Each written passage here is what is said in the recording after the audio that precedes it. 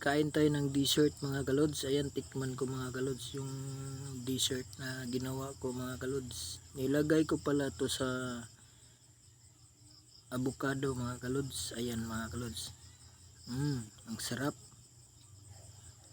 Wow, super. Ayan mga kalods, sobrang tigas na mga kalods. Pinapatigas ko to mga kalods. Mga 20 to 30 minutes lang mga kalods. Ayan na, binuksan ko na tong dessert na mangga mga kalods. Nilagay ko sa avocado mga kaludi. Ayan mga kaludi, sobrang sarap yan mga kaludi. Natikman mo na ba yung mango mga kaludi na nilagay ko sa avocado mga kaludi?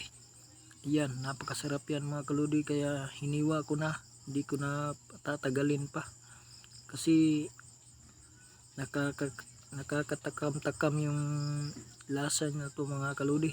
Yan, matigas yan kasi mga kaludi. Pinapatigas ko yan for 20 minutes to 30 minutes. Ayan mga kaludi, super delicious yung avocado. May halo yung mango at saka pomelo mga kaludi. At matitikman mo to mga kaludi, at kung gusto mo tong gawin mga kaludi, yan, gawin mo to.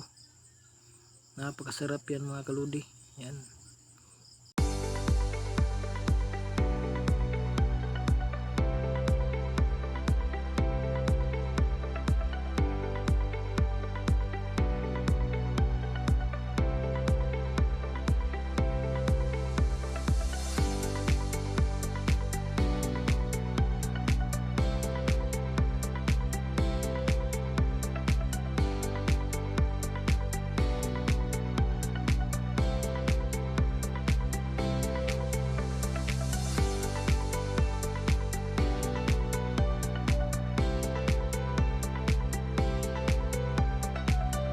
Ayan na po mga kaludi, tapos na yung dessert. Ayan, tikman natin mga kaludi yung dessert na ginawa ko mga kaludi. Ayan mga kaludi, tikman ko yung dessert na ginawa ko.